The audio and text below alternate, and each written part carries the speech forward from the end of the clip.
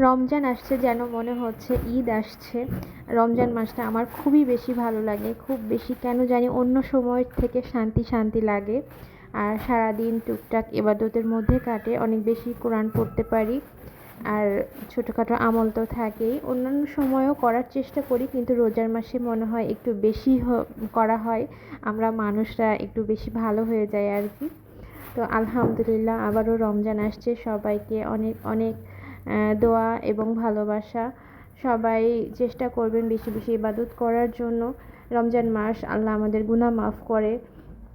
আমাদের দৈনন্দিন প্রত্যেক বছরের যে গুনাহগুলো থাকে আমরা করে থাকি, রমজান মাসে একটু হলেও যেন আমরা সেগুলোর জন্য আল্লাহর কাছে বেশি বেশি মাপ চাইতে পারি।